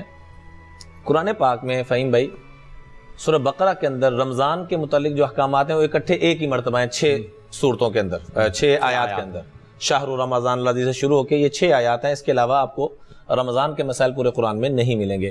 اور ان 6 آیات کے اندر جو سب سے, سورہ بقرہ میں جی, سورہ بقرہ کے اندر 6 آیات نازل ہوئیں, اس کے علاوہ آپ کو پورے قرآن میں کہیں نہیں نظر آئیں گے رمضان کے احکامات. ان 6 آیات کا بھی جو مغز ہے نا, مغز, وہ یہ جملہ ہے وَإِذَا سَأَلَكَ عِبَادِي, اے میرے محبوب جب میرے بندے میرے بارے میں سوال, اگر کا لفظ نہیں, اگر میں ہوتا ہے, اگر دل چاہے, جب بھی کریں. میں نے آپ سے وقت لینا ہو, علامہ صاحب سے وقت لینا ہو, تو وقت لینا پڑے گا. اللہ کیا کہہ رہے ہیں, جب بھی. وَإِذَا سَأَلَكَ عِبَادِي, جب اور اگر میں بہت فرق ہے. جب بھی میرے بندے آپ سے میرے بارے میں پوچھیں تو یہ نہیں کہا کہ آپ کہیں کہ میں قریب ہوں, آپ کہتے ہیں میں قریب ہوں, اتنا جملہ بھی بیچ میں لائے کہ آپ کہیں. ذرا غور فرمائیے گا, بڑا گہرا جملہ ہے. وَإِذَا سَأَلَكَ عِبَادِي عَنِّي فَإِنِّي قَرِيب, جب اللہ اتنا قریب ہے, جو میری آپ کی شارک سے بھی زیادہ, میری آپ کی ذات سے بھی زیادہ, تو پھر ہم دائیں میں کیوں بھٹکتے ہیں. اولیاء کے مزارات پہ جانا, رب کی رحمتیں برکتیں اترتی ہیں, ضرور جایا جائے. اور اللہ کا واسطہ ہے, علماء سے اس کے آداب پوچھ کے جائیں. کہ ہم جا رہے ہیں اولیاء کے مزارات پر، کس انداز میں جائیں کہ یہ بھی راضی ہوں اللہ کے نیک بندے اور اللہ بھی راضی ایک ہاتھ دور کھڑے رہنے کا، 4 ہاتھ دور کھڑے رہنے کا، 6 ہاتھ دور، 4 ہاتھ کیا وہاں سے اعلیٰ دور کھڑے حضرت نے رہیں، فرمایا قدمین کی طرف سے داخل ہوں، جی دور کھڑے رہیں، بالکل ادب سے کھڑے ہوں، آداب ہیں. اور ایصال ثواب کے لیے آپ سورہ فاتحہ، سورہ اخلاص پڑھیں، سورہ اخلاص پڑھیں، اول و آخر درود پاک پڑھیں، اللہ تبارک و تعالیٰ سے مانگیں، ان کے درجات کی بلندی کے لیے دعا کریں. اور یا اللہ جیسے ان پہ تیری رحمت اتری، ان کے صدقے ہمارے اوپر بھی رحمت نازل فرما دے.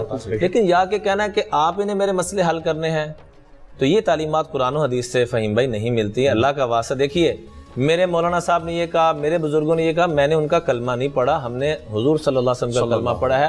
تو اللہ کے محبوب جب ہر موقع پہ اللہ کی طرف متوجہ ہوتے تھے، صحابہ اکرام، اہل بیت اعظام، وہ کیا کہتے ہیں شاعر، پڑھو ہر دم درود ان پر، لیاقت حضرت امام حسین کے متعلق، میرے آپ کے ماں باپ ان پہ قربان. آمین.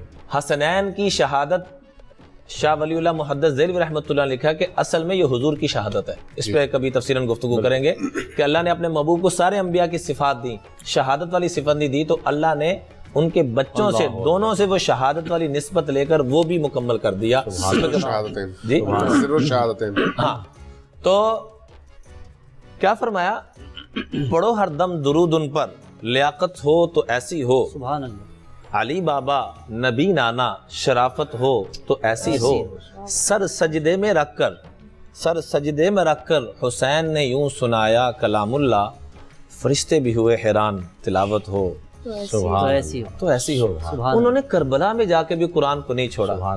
مجھے بڑی خوشی ہوتی ہے، علامہ صاحب ماشاءاللہ مستقل قرآن لے کے، جب فارغ وقت ہوتا ہے میں دیکھ رہا ہوں پڑھ رہے ہوتے ہیں، مجھے دلی طور پر خوشی ہوتی ہے. اللہ مزید فضیلت اللہ اور برکت دے. اللہ ہمیں بھی توفیق دے کہ ہم مستقل قرآن پاک کی تعلیمات کی طرف رجوع کریں. اور انہوں نے اس وقت بھی نماز کو نہیں چھوڑا، حالانکہ وہ اللہ کی قسم نماز کو چھوڑ دیتے. جو پیدائشی جنتی نہیں ہے، سردار، پوری کائنات کی سرداریاں ان کو جھولی میں ملی ہیں، تو ان سے نماز کا پوچھا جانا تھا. اور پھر اس حالت میں کہ سارا خاندان کٹ رہا ہے. جیسے علامہ صاحب نے کل یا پرسوں یہ بات فرمائی تھی کہ جوں شہید بڑھتے جا رہے ہیں تو چہرے پہ طمانینت، انوار و برکات اور سکون کی کیفیت بڑھتی چلی جاتی. ہم کیوں دائیں بائیں جاتے ہیں؟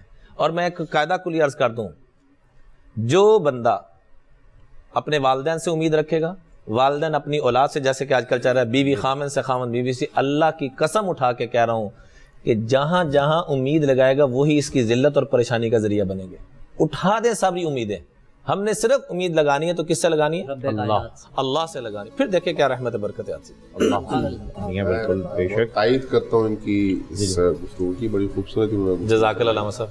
اور خوشی بھی ہو رہی ہے مجھے. لوگوں کو یہ بات سمجھانے کی ضرورت ہے. دیکھیں بات چیت میں بڑا باریک فرق ہوتا ہے، اس فرق کو نہ سمجھنے کی وجہ سے بعض اوقات انسان جو ہے یا ادھر لڑک جاتا ہے یا ادھر. ایسے یہ تسبیح ہے نا ہمارے ہاتھ میں، اس کی کوئی حیثیت نہیں ہے. کوئی حیثیت. یہ ایک ذریعہ ہے کس چیز کا، کہ جو آپ ذکر پڑھ رہے ہیں اس کا عدد چونکہ آپ کو یاد نہیں رہتا، اس کے ذریعے سے وہ عدد ادھر ادھر نہ ہو. ایک ذریعہ ہے. آپ کپ میں چائے لیتے ہیں، گرم چائے کپ میں کیوں لیتے ہیں؟ تاکہ اس کی گرمی کو یہ کپ محفوظ بھی رکھے اور کسی اور کو جلنے بھی نہ دے. ایک ذریعہ ہے، ذریعہ، ہدف نہیں ہے.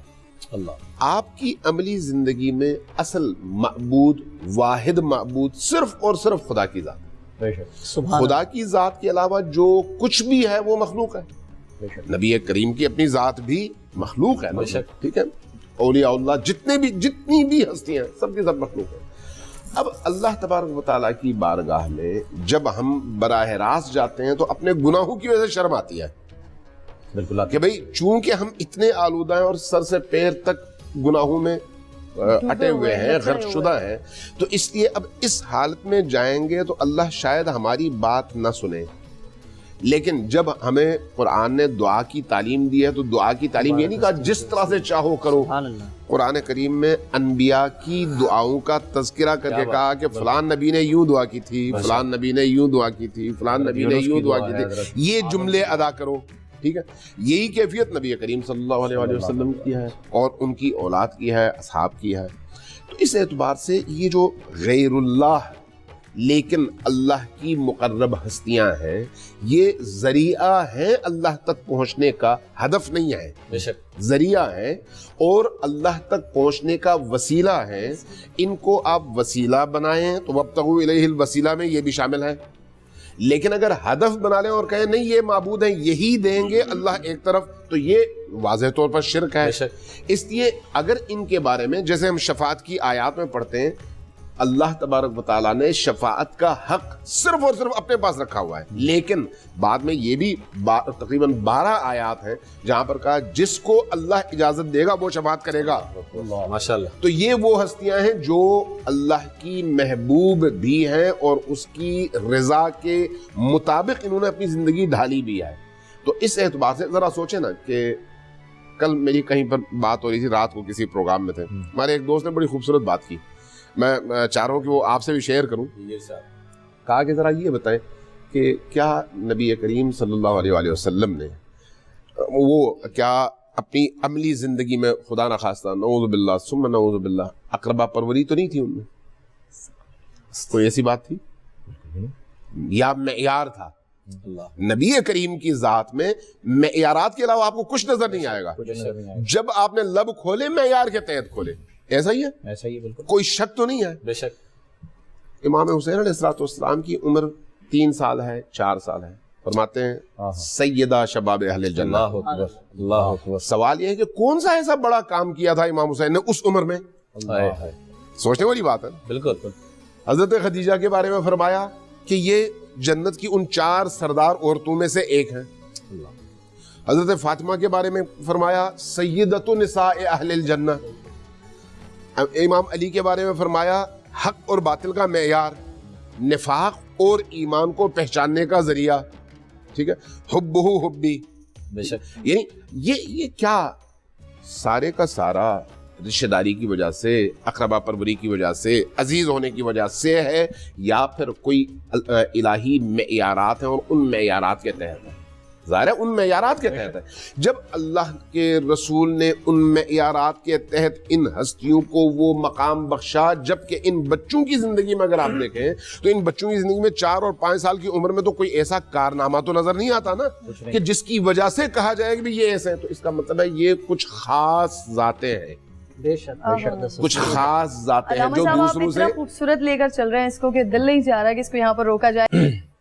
ابھی ایک آئی انٹریکشن ہوا میرا اور عمران بھائی کا الصلاۃ خیر من النوم پہ، وہ اس کی وجہ بتا دیجئے عمران بھائی، پھر اس کے بعد جو ہے وہ آگے بڑھتے ہیں. ہاں یقیناً جی، انہوں نے جنید بھائی کی یاد تازہ کرا دی، وہ بھی اسی انداز میں پڑھا کرتے تھے اور عجیب میری دل کی کیفیت ہوگی کیونکہ کئی سال ہم نے اکٹھے یہ آواز سنتے رہے، آج بڑے عرصے کے بعد یہ انداز سننے کو ملا.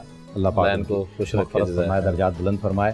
علامہ صاحب ایک روایت بیان کر رہے تھے اذان کے وقت سے پہلے، میں چاہوں گا دیکھیے جب ہم اہل البیت علیہ الصلوۃ والسلام اور صحابہ کرام کے آپس کے تعلقات اور ایک دوسرے کی آراء کو دیکھتے ہیں تو پھر میرا خیال ہے ہمارے موجود معاشرے کے اندر جو اس وقت بیماریاں ہیں جن کی وجہ سے ہم بہت ساری مشکلات کا شکار ہو جاتے ہیں، ان سے نجات حاصل کرنے میں آسانی ہوتی ہے. ماشاءاللہ. ہم نے اصل میں اپنے کچھ خول بنائے ہوئے ہیں اور اس سے نکلنے کو تیار نہیں ہوتے. اور ایک اور مشکل یہ بھی ہے کہ ہم دوسروں کے بارے میں اپنی سوچی ہوئی بات کو حرف آخر سمجھتے ہیں. آپ کے بارے میں آپ سے پوچھے بغیر میں اپنی رائے قائم کروں تو یہ آپ کے ساتھ زیادتی ہے اور ناانصافی ہے. اور یہی حال میرا ہے اگر آپ میرے بارے میں مجھ سے پوچھے بغیر کہیں بھئی آپ ایسے ہیں ویسے ہیں، تو ظاہر ہے اس سے پھر آپ حق تک تو کبھی بھی نہیں پہنچ سکتے. بالکل. تو جب تک ہم ایک دوسرے کو سمجھنے کے لیے انہی کے متون کی طرف نہ جائیں تو اس وقت تک ہم درست بات تک پہنچنے میں ہمیشہ دشواری محسوس کریں گے. اہل البیت علیہ الصلوۃ والسلام کا جو مقام ہے، مولانا تشریف فرما ہے مفتی صاحب، تو میں نے بہت بڑے بڑے اہل سنت علماء سے بھی اور شیعہ علماء سے بھی جو کچھ سنا، اس کے بعد میں نے کوشش کی کہ اس حوالے سے خود احادیث کا جائزہ لوں اور ان بزرگوں کے جو تاریخ میں بہت بڑے بڑے نام ہیں ان کی اپنی کتابوں میں جا کر دیکھوں کہ وہ خود کیا کہتے ہیں اس حوالے سے.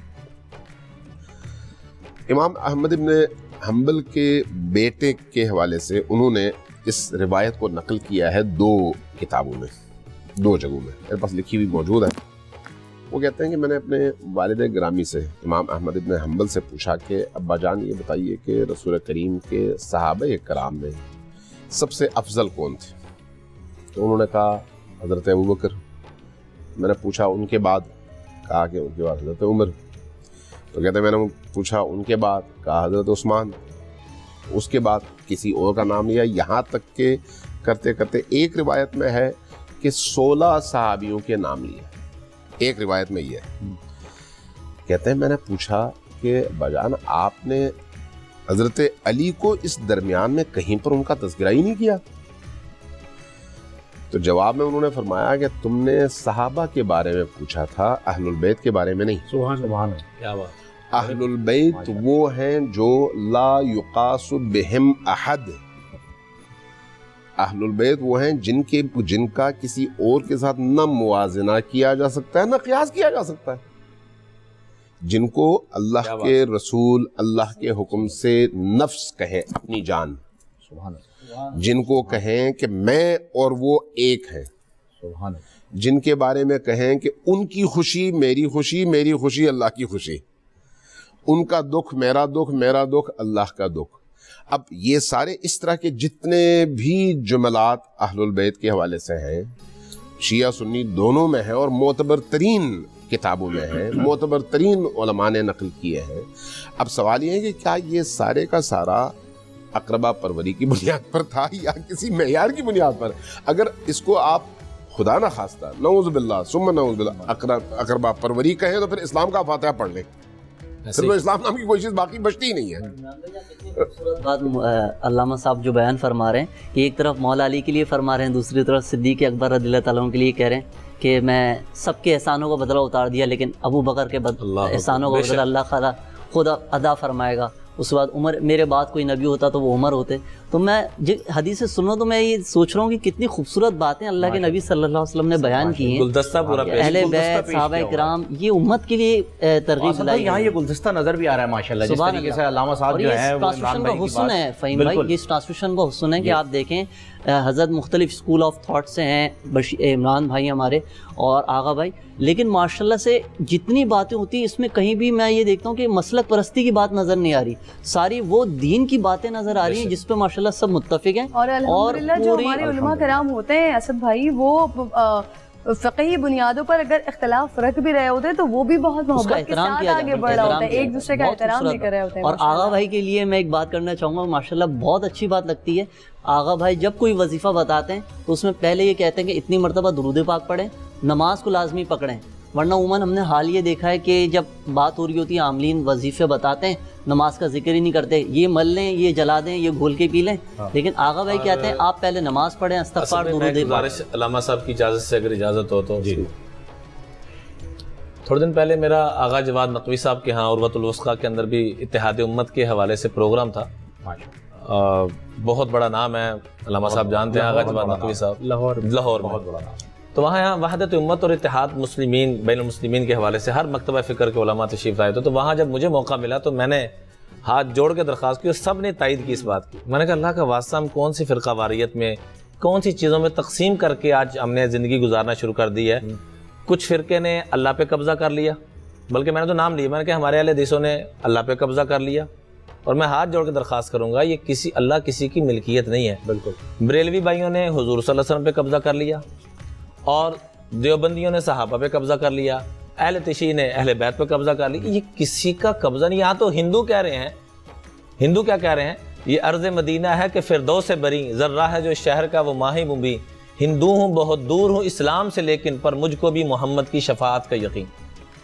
ایک گزارش تو میں یہ کرنا چاہوں گا، دوسری گزارش یہ کرنا، مسلم کا محمد پہ اجارہ تو جی محمد کا مسلم کا صرف اجارہ تو نہیں، دوسری گزارش یہ کرنا چاہوں گا، جہاں اہل البیت کا تذکرہ نبی کریم صلی اللہ علیہ وسلم کی روایت سے ہم شروع دن سے الحمدللہ کرتے آ رہے ہیں، اور یہ ہمارے ذمے کو فرض ہے، کوئی کسی کو پر احسان نہیں کر رہے۔ بے شک امام شافعی رحمۃ اللہ علیہ فرماتے ہیں، بڑا خوبصورت جملہ فرمایا کہ اگر اہل بیت کا تذکرہ کرنے والا اہل تشیع ہے تو سب سے بڑا رافضی پھر میں ہوں۔ ہم ہیں، بالکل ہے۔ ایک بات، دوسری بات یہ ہے کہ جہاں اہل البیت کے تذکرے ملتے ہیں وہاں صحیح بخاری میں صحابہ کرام کے بارے میں یہ روایات ملتی ہیں اور میں نے تھوڑے دن پہلے بھی عرض کیا تھا کہ حضرت علی رضی اللہ تعالیٰ عنہ کنفرم اپنے قاتل، کنفرم اس امت کا سب سے بڑا بدبخت، اس کے ساتھ کیا سلوک کر رہے ہیں۔ آج ہم چند تاریخی کتابوں کی بنیاد پہ ایک دوسرے کے گلے کاٹ رہے ہیں۔ مثال کے طور میں کہوں جی اہل تشیع ایسے ہیں، پتہ نہیں ہیں کہ نہیں ہیں، جیسے قبلہ نے بھی بڑی خوبصورت بات فرمائی کہ اس کے تہ تک جانا ہوگا۔ یہ کہیں جی اہل سنت ایسے ہیں تغیر میں بنا لیا، ٹھیک ہے، اس کو سائڈ پہ رکھ دیں۔ میرا علم بھی غلط ہو سکتا ہے، علامہ صاحب کا بھی غلط، لیکن حضرت علی کا علم تو غلط نہیں ہو سکتا۔ سبحان اللہ، جن کے بارے میں اللہ بے شک، جن باب العلم، جن کے بارے میں فرمایا انا مدینۃ العلم وعلی بابها، اور جن کے بارے میں یہ فرمایا اقضاہم علی، میری امت کا سب سے بڑا قوت فیصلہ سیدنا ابوبکر صدیق، سیدنا عمر فاروق، سیدنا عثمان غنی، ان سب کے ادوار میں قاضی کون ہوتے تھے؟ سیدنا علی المرتضیٰ، سبحان اللہ، یوں آپس میں جڑے ہوئے تھے۔ اور ان کے بارے میں اللہ کے محبوب نے فرمایا علیہ الصلوۃ والسلام اقضاہم علی، کہ میری امت کا سب سے بڑا جج اور قاضی علی المرتضیٰ ہے۔ وہ امت کے سب سے بڑے مجرم اور بدبخت کے ساتھ کیا سلوک کر رہے ہیں جو آج ہم آپس میں ایک دوسرے کے ساتھ کرنے کے لیے تیار نہیں، جو کہ وہ کنفرم تھا میں بدبخت ہوں کہ نہیں، یہ کوئی کنفرم نہیں ہے۔ علامہ صاحب غلط ہیں، صحیح ہیں، کوئی کنفرم نہیں ہے، تو مرتے وقت پتہ چلے گا کیا سلوک۔ لیکن وہ تو اللہ کے نبی خود فرما چکے ہیں، ابھی تھوڑے دن پہلے انہوں نے تفصیل بیان فرمائی۔ پھر اللہ کے محبوب ہی فرما رہے ہیں من احبہم فبحبی احبہم، اللہ کی قسم اگر ہم نے جڑنا ہے تو صحابہ کی محبت دلوں میں لانی ہوگی، اور خاص طور پہ صدیق اکبر، عمر فاروق، جیسے قبلہ نے پہلا نام ہی ان کا لیا، میں ان کو سلام پیش کرتا ہوں، اللہ ان کو بہت جزائے خیر عطا فرمائے۔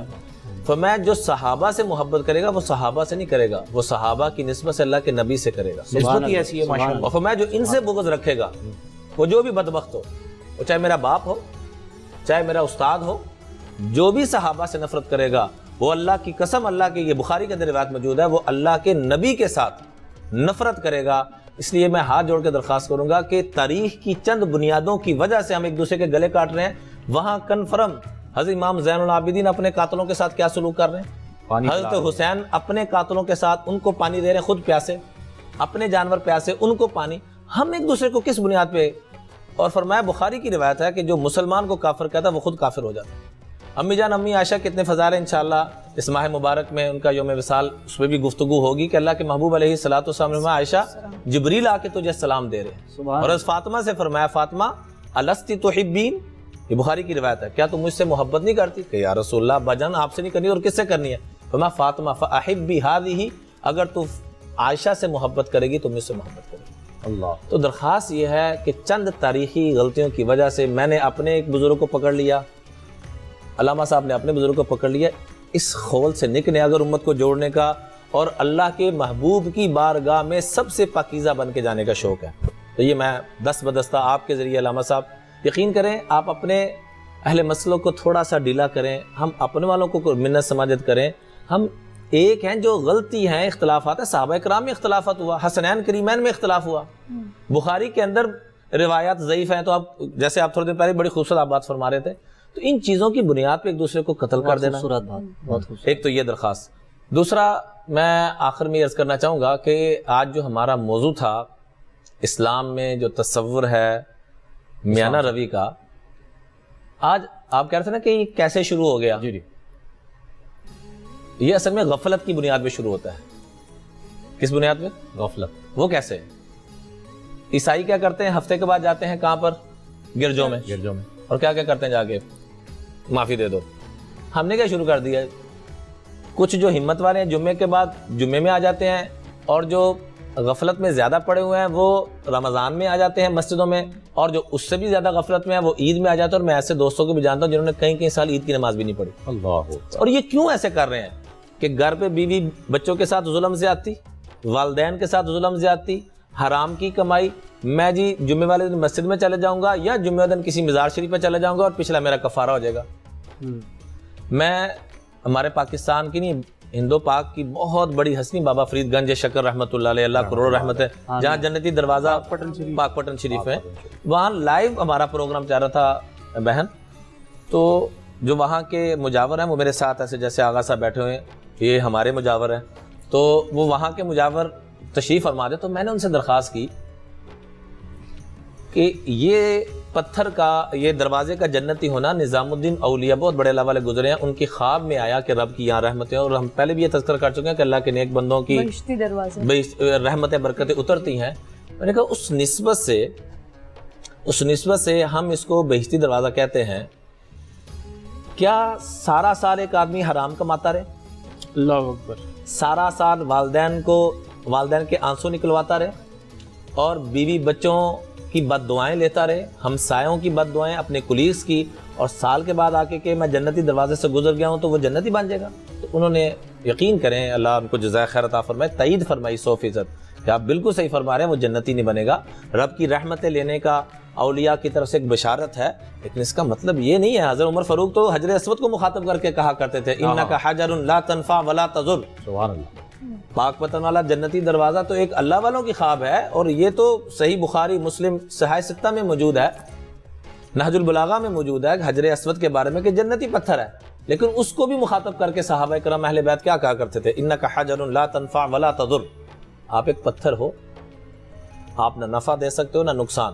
لولا قبل رسول اللہ ما قبلتک, اگر اللہ کے رسول نے آپ کو چوما نہ تو ہم بھی نہ چومتے. آج غفلت کی بنیاد پہ فہیم بھائی ہم اپنا وہ جیسے عیسائی جاتے ہیں ہم بھی اسی روش پہ, جیسے پہلے مسلمان, میں نے حضرت ادریس علیہ السلام کا قرآن پاک سے واقعہ ذکر کیا کہ 5 ان کے بیٹے تھے, وہ بڑے ہی نیک تھے واقعتاً, ان کا مجسمہ پہلے بنایا کہ ان کی یا سے ملا یاد آتا رہے گا.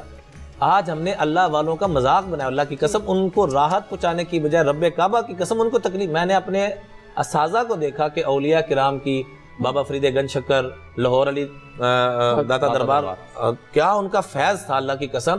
اور ہمارے پیر و مرشد فرمایا کرتے تھے کہ جب لاہور جاؤ کوئی کام تمہارا رہتا ہے تو رہ جائے, داتا صاحب کی نگری میں جا کے سلام پیش کر کے وہاں فیوز و برکات حاضری نہیں رہنی چاہیے, حاضری نہیں رہنی چاہیے. داتا صاحب ولیوں کے قرب میں دعائیں قبول ہوتی ہیں, ان کے قرب میں دعائیں قبول ہوتی ہیں. لیکن ہم نے آج کیا کر لیا, انہوں نے اپنا سارا کچھ قربان کیا, ہم نے ان کے نام پہ اپنی خواہشات کو اوپر کر کے دین سارا قربان کر دیا. ایگزیکٹلی. اور ہم جب اللہ کے آگے ہاتھ اٹھاتے ہیں تو وہ بھی اپنی خواہشات کے لیے اٹھاتے ہیں, یا اللہ ہمیں یہ دے دیں, یا اللہ وہ کر دیں, یا اللہ رتبہ بڑھا دیں. ایک اور بڑی ذہن میں میرے بات مسلسل چلتی ہے, اگلے آنے والے دنوں میں علامہ صاحب انشاءاللہ ہم اس پر بھی ڈسکس کریں گے کہ حقوق اللہ, چلے اللہ رب العزت کہتا ہے کہ حقوق العباد اگر آپ نے پورے کیے اور حقوق اللہ چھوڑ دیے تو اللہ رب العزت اس پہ آپ معافی ہو جاتی ہے.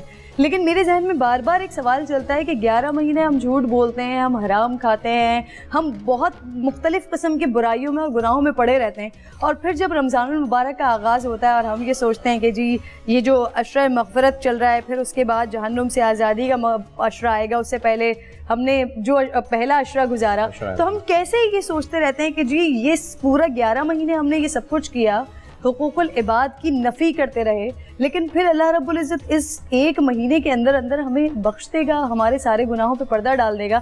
تو اس پر ہم ایک تفصیلی انشاءاللہ ڈسکشن آگے آنے والے دنوں میں چھوٹا سا جواب دوں گا. جی. فما ما عبد تحت السماء الہ ابغض الی اللہ من الہوا, جس کو قرآن پاک میں یوں فرمایا افرأیت من اتخذ الہہ ہوا, کہ آسمان سے نیچے جتنی بھی عبادتیں ہو رہی ہیں اللہ کو سب سے زیادہ غصہ جس پہ آتا ہے وہ من چاہی کے اوپر آتا ہے, جو اپنی مان کے چلتا ہے. جیسے آپ کی بہن نے فرمایا نا 11 مہینے اپنی مرضی, رمضان میں آ کے اللہ کی مرضی, اور وہ بھی پوری نہیں ہو رہی.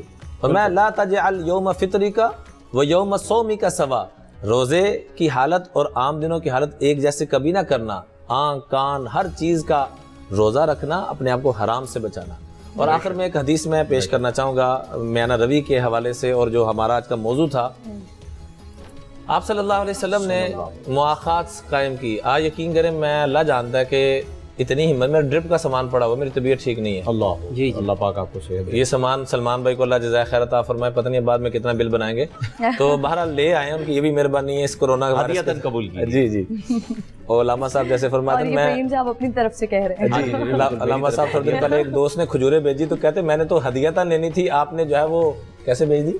قیمت نہیں آپ نے ایسے ہی بھیج دی, میں نے تو ہدیہ, میں نے ان سے یہ کہا تھا کہ میں اس کا ہدیہ دے دوں گا, انہوں نے میرے گھر پہ پہنچا دی اجوا کھجوریں. ہاں تو انہوں نے میں نے ہدیہ آپ سے نہیں, میں کہ ہدیہ اور فری لینے میں فرق کیا ہے مجھے یہ تو بتا دیں. اجوا کھجور تو ہدیہ نہیں, اس کو ہم اس کی قیمت تو نہیں دے سکتے نا. علامہ صاحب آپ خود فیصلہ چھوٹا سا بالکل واقعہ. جی پھر ہمیں بریک کی جانب پڑ. جی حضرت سلمان فارسی اور ابو دردہ دونوں کی جوڑی آپ صلی اللہ علیہ وسلم نے مواخات جب قائم کیا, جوڑیاں بنائی, تو حضرت علی المرتضیٰ نے فرمایا کہ یا رسول اللہ سب کی جوڑیاں بنا دی, میری جوڑی کس کے ساتھ ہے؟ تو فرمایا انت اخی فی الدنیا والآخرہ, تو میرا دنیا آخرت میں میرا جوڑی دار تو ہی ہے. سبحان اللہ. تو حضرت سلمان فارسی اور ابو دردہ کی جوڑی بنی. دوپہر کا وقت تھا, روزہ انہوں نے رکھا ہوا تھا, ابو دردہ نے کھانا رکھ کے جانے لگے, تو حضرت سلمان فارسی نے کہا کدھر جا رہے ہو؟ کہا جی انا الصائم, میرا روزہ ہے. فرمایا افطر معیا, بیٹھ کے روزہ افطار کرو, روزہ توڑوا دیا. نفلی روزہ مہمان کی خوشی کے لیے توڑ سکتے ہیں, یہ بھی بخاری کے اندر روایت تفصیل سے. میزبان کی خوشی کے لیے توڑ سکتے ہیں, یعنی میزبان جو ہے وہ توڑ سکتا ہے مہمان کی خوشی کے لیے.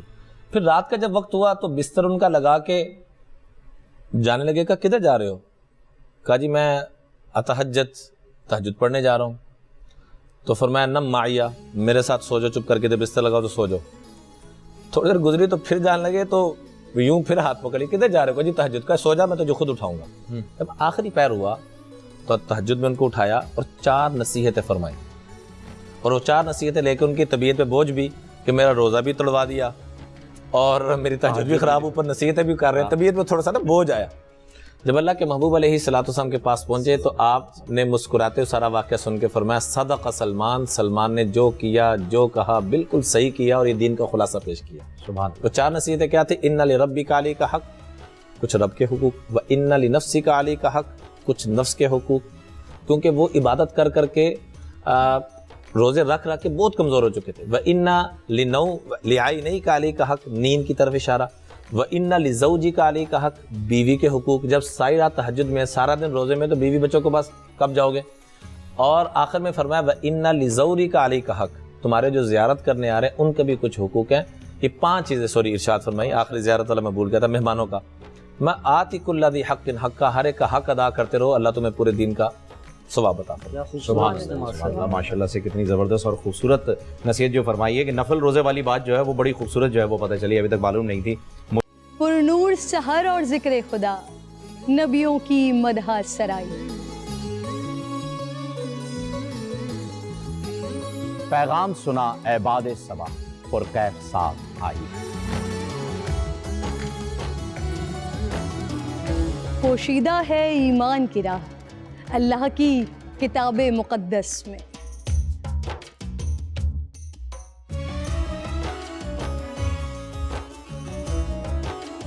بس غور و فکر کا در ہے کھلا, حکمت سے سجی اس محفل میں. ہے لب پہ دعا زدنی علما, روشن ہی رہے یہ سارا جہاں. رم جھم رحمت کی گھٹا, ہر ایک نے ہدایت پائی. نعمت اور برکت سے سجا افطار و سحر کا دسترخوان. ننھے پھولوں نے مل کے کہا آج روزہ کشائی ہے. رمضان المبارک کی خصوصی نشریات رمضان میں بو.